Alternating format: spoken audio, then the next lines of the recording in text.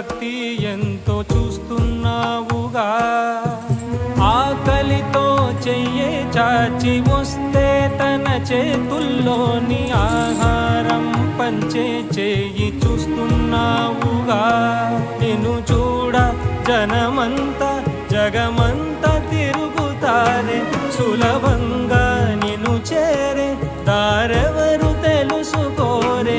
అలంకారం అసలు లేని, అహంకారం అన్నది లేని, ఏ కళ్ళ కపటం కానరాని మనసుల్లో నువ్వే కలిసా నిన్నే నిన్నే